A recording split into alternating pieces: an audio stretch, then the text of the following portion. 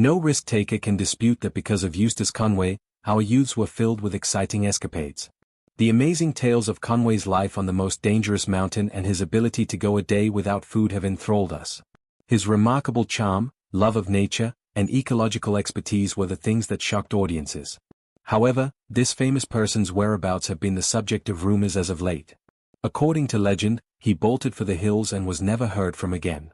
A lot of people think he was in some horrific accident or got lost since he's so used to the risks in his environment. Sit back, relax, and be astounded by what we found out about the real reason why mountain man Eustace Conway disappeared. The horrifying truth won't stop you from finishing this story. Now that we know who he is and how he got here, we can uncover the stunning truth behind this news.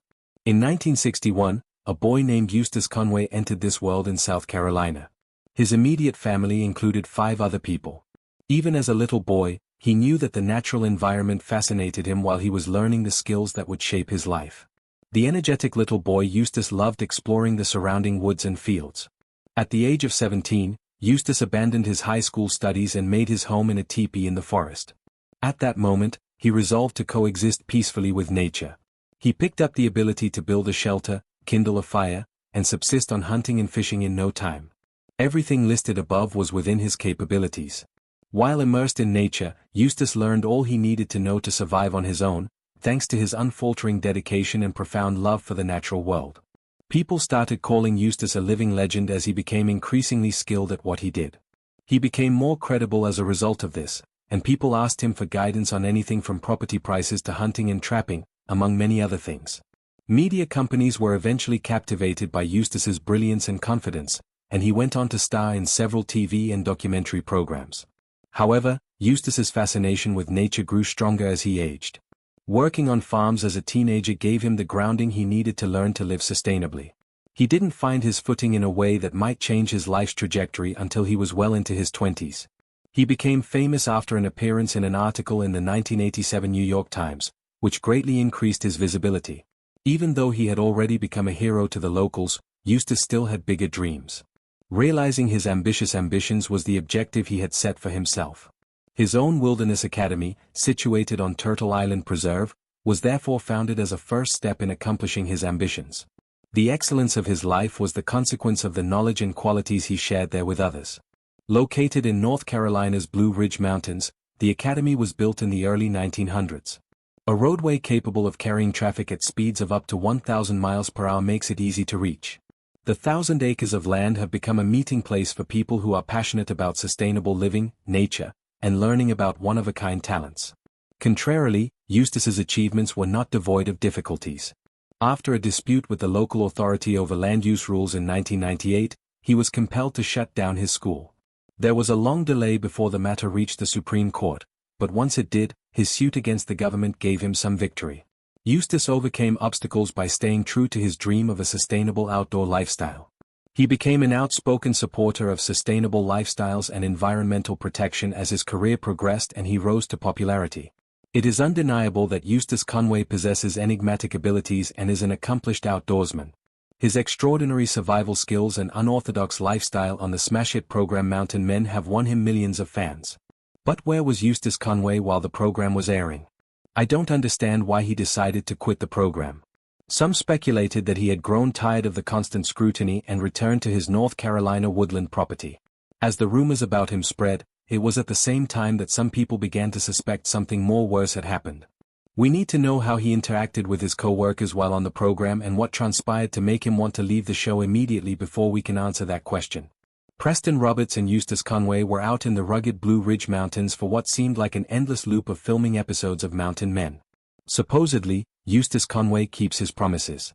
Their day took a turn for the worst even though they had set out on a short journey to deliver some lumber boards.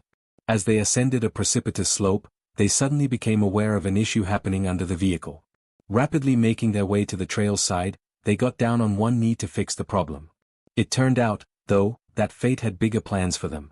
Not long after they started, the car began to slip down the dirt route, and the two of them couldn't stop it. Then panic, anxiety, and hopelessness began to set in.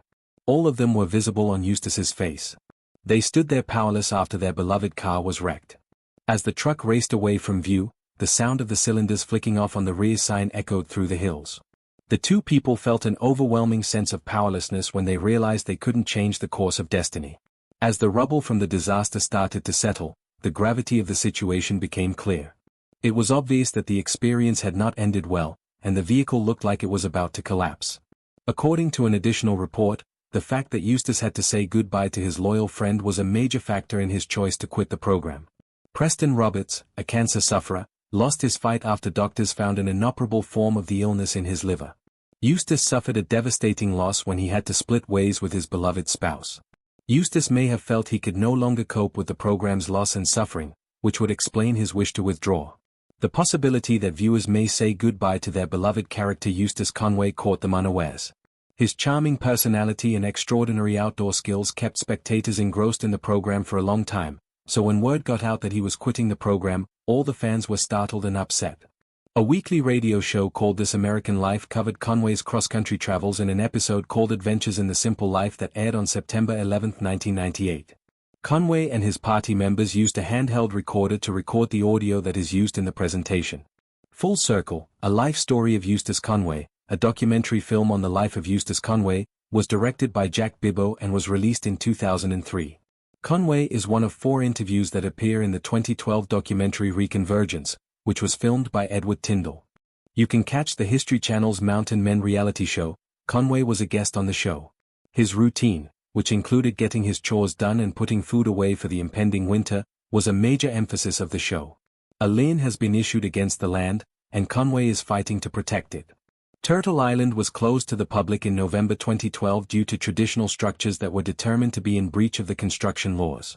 It seems like Conway was approaching the North Carolina Building Code Council with a plan to resolve the matter by mid-December 2012. Unfortunately, Conway was jailed for trespassing on a neighbor's property in a dispute over the property boundary right after this seeming success with the Code Council. The legal battles against Turtle Island persisted in this manner. Shortly after, Conway began experiencing problems with the North Carolina Building Code Council. State authorities became aware of them. An exception from the building code standards for what are deemed as primitive buildings was offered by the General Assembly of North Carolina through their intervention. With a resounding yes, House Bill 774 was approved by both the state's legislative chambers. After Governor Pat McCrory signed the measure into law on June 12, 2013, it became official. Eustace Conway was interviewed about his future plans and the possibility of his continued participation in the game show. His answer was vague, giving the impression that he may resign from the series at a later date. Much of the crowd was taken aback by the news, and many wondered if the show could ever function normally without him. But then something unexpected happened, and fans were about to accept the idea of Eustace departing. With the publication of the cast roster for the next season of Mountain Men came the news that Eustace would be joining the group. Word quickly circulated among viewers that their beloved character would be back for another season, much to the delight of fans. Once again, Conway's net worth has shocked everyone as the issue of how he managed to accumulate such enormous wealth is on everyone's mind. By only defending the environment, did he amass $1 million? Or is he a multimillionaire thanks to the program Mountain Men? Conway has established an environmental academy, which has become a refuge for individuals of all ages with an interest in learning about the natural world's many facets. Something you are unaware of, above and beyond this, he has reached a wider audience through his social media accounts, where he has over 49,000 followers. The woodland wonderland that Eustace Conway has discovered spans 1,000 acres, and whose value is rising at an exponential rate, is his heaven. A whopping $20 million, 10 times that amount was given to him, but he still refused to sell. For Eustace, Turtle Island is much more than land. It is his refuge, his link to nature, and the bedrock of his religion and way of life. There is evidence that Eustace can thrive in the harshest environments. He has a history of success in this regard. However, in 2023, what exactly is Eustace Conway up to? In a nutshell, he is still very much involved in the education and outdoor adventure sectors, where he is making waves. One of Eustace's most recent achievements was the design of an innovative teaching program that was implemented at the Turtle Island Preserve, which he had previously established in the 1980s. Practical instruction in ancient skills, eco-friendly lifestyle practices, and wilderness survival techniques are all part of the new Wilderness University curriculum. Not long ago, he received an invitation to speak at a major ecological conference in Europe. His ideas for a future civilization in which humans coexist peacefully with nature rather than exploiting it for human benefit were discussed there. He has been asked to speak at similar gatherings in the future due to the excellent response his prior speech garnered. There have been times of great success and times of great difficulty for Eustace. His life exemplifies both of these things. A court battle with the local authorities who sought to shut down his institution was one of many challenges he has had to surmount. He persisted over the ages because he was steadfast in his devotion to his principles and his appreciation of nature. With his Turtle Island Preserve as an example of environmentally responsible living, Eustace has become one of the most respected authorities on traditional ways of life in modern times. His experience exemplifies the strength of achieving one's goals, no matter how unusual they may seem. Few names have the same catastrophic effect in the hard wilderness as Tom Orr. Tom has become a global celebrity due to his appearances on the hit TV show Mountain Men. He has a stellar reputation for being able to weather extreme conditions and for having an intimate relationship with nature. However, triumph and tragedy were the defining features of Tom's life, and they both contributed to his rise to fame. Beneath the rough exterior is a life worth living. Being one's own person in all aspects of life is celebrated in Eustace. Many believe he represents the planet by speaking up for the environment, something he deeply values. Sally Middleton, a famous wildlife artist, told him on his 31st birthday, "You are the most interesting man I have ever met." Perhaps this is because Eustace has achieved all his dreams and ambitions, lived the life he always pictured for himself. Similar to Thoreau, Eustace has sought solace in the woods to live a life of meaning, concentrating on what matters most in the hopes of discovering what life has to offer and avoiding the crushing disappointment of realizing he had wasted his life when his time on Earth came to an end. He has settled into the jungle as his home for the past 40 years. He learned by doing crazy things. For instance, when Eustace's thumb was badly sliced, he used plant medicine to mend it and sewed it back together with 12 stitches. Dr. Harvard S., an anthropology professor at Appalachian State University, wrote, "Eustace is an articulate student of life." At his graduation from Appalachian State University, Eustace was named Most Outstanding Anthropology Senior. He has a degree in both anthropology and English. The outdoors, meanwhile, is where Eustace thrives as a learner. He loves the cold and the rain. Steve McQueen once stated, "I would rather wake up in the middle of nowhere than in any city in the world." When he quotes this, he quickly cracks a smile. At the age of 12, Eustace embarked on a solo camping trip to the highlands. His life on the land was his favorite. At the age of 17, he left home and settled inside an Indian teepee. For the next 17 winters, he lived in this teepee alone. For a long time, he had to make all of his own clothes out of buckskin and gather all of his own equipment. At the age of 18, he paddled 1,000 miles down the Mississippi River. After that, he walked the roughly 2,000 miles of the Appalachian Trail to finish the adventure. Paddling his kayak throughout the whole southern coast of Alaska, he was joined by whales and icebergs. In the course of his treks, he has covered almost 5,000 miles of breathtaking wilderness paths across several continents, including Europe, North America, Australia, and New Zealand. Along these routes, he has passed through verdant rainforests and sandy deserts. During his time among several Indian communities, he worked with many different tribes to honor their traditions. He has held the positions of state naturalist at North Carolina's Crowder Mountain Park and federal interpreter at New Mexico's Chaco Canyon National Park. You may find both of these parks in Virginia.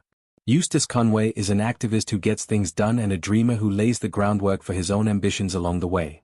He has a modest respect for the unique histories and experiences of every person and joyfully appreciates the variety of humankind.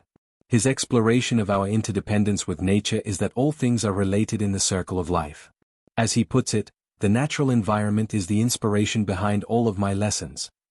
She pointed out, "I think it is still feasible for people to live in balance with nature in our present day, and I have discovered that the examples of American Indian customs have given me a lot of inspiration and direction in this regard.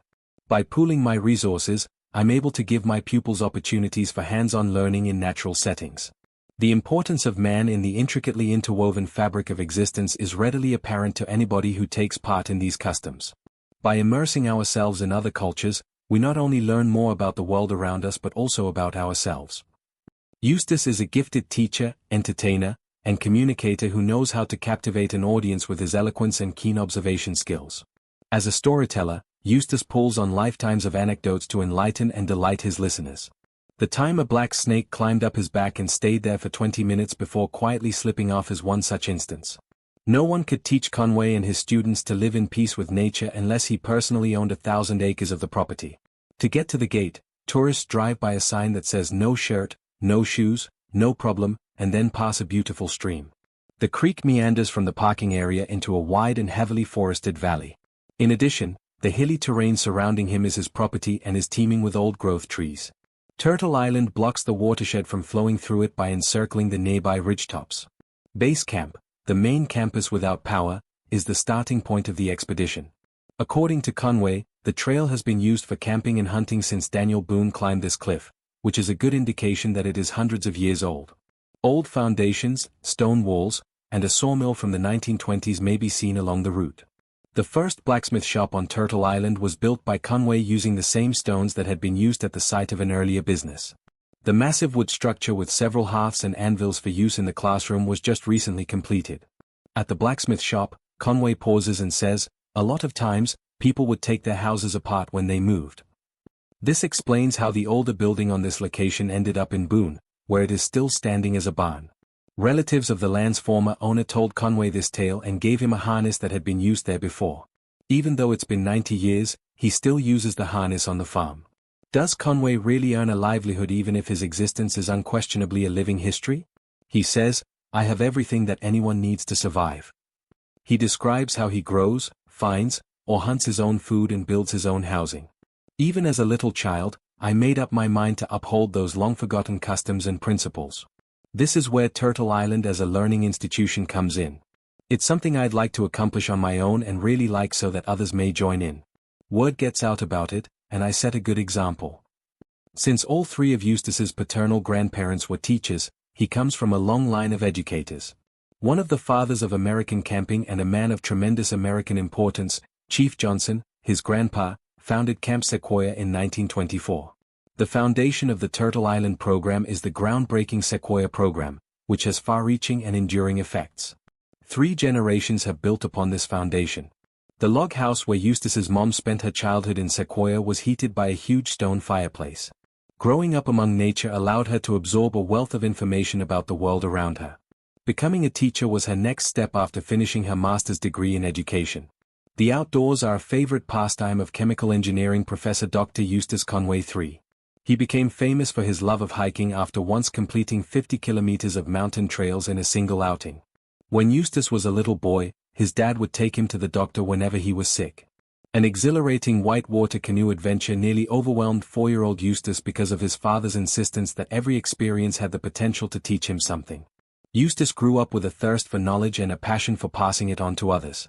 Near Boone, North Carolina, on 1,000 acres of property, stands Turtle Island Preserve, an environmental education center and wildlife preserve that Eustace finally got his heart's desire in 1987.